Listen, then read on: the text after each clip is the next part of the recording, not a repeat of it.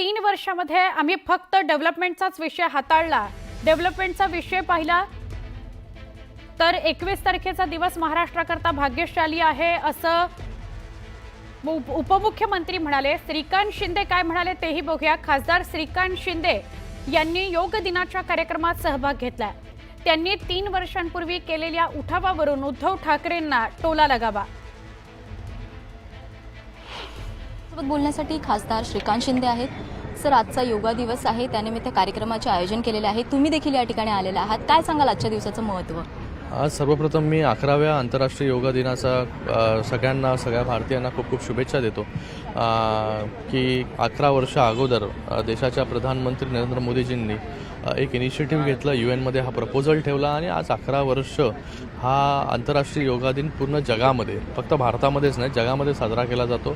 ज्याची सुरुवात भारतातील एका छोट्याशा गावामधून झाली होती, आज जगामध्ये लोक त्याचं अनुकरण करतात। मला वाटतं हे भारतीयांसाठी खूपच अभिमानाचा विषय आहे की ज्याची सुरुवात भारतामध्ये झाली, आज जग त्याला फॉलो करतं आहे। आणि मी सगळ्यांना सांगेन की जे लोक एक्सरसाइज करत नाही, योगा करत नाही, जर तुम्हाला हेल्दी राहायचं आहे, तुम्हाला काम राहायचं आहे, तुम्हाला प्रसन्न राहायचं आहे, तर मला वाटतं योगाची गरज आहे। योगा आपणसुद्धा करावा, जेणेकरून आपण ज्या प्रकारे आज स्ट्रेस आहे आपल्याला, ज्या प्रकारे आपण काम करतो, याच्यामधून जर आपल्याला हेल्दी राहायचं आहे, फिट राहायचं आहे, काम राहायचं आहे, तर योगाशिवाय पर्याय आहे। सर, आजचा दिवस खरं तर महत्त्वाचा आहे। 3 वर्षापूर्वी याच दिवशी शिवसेनेकडून उठाव करण्यात आलेला होता, त्यामुळे आजचा दिवस महत्त्वाचा समजला जातो। नक्कीच आजच्या दिवशीच शिंदेसाहेबांनी उठाव केला आणि आज आपण पाहत आहे की महाराष्ट्रामध्ये कशा प्रकारे जेव्हा महायुतीचं सरकार आलं आणि ज्या प्रकारे कामं झाली, मला वाटत नाही की याच्या अगोदर कधी एवढी कामं जी आहे ती झाली होती। माननीय मुख्यमंत्री एकनाथजी शिंदेसाहेब जेव्हा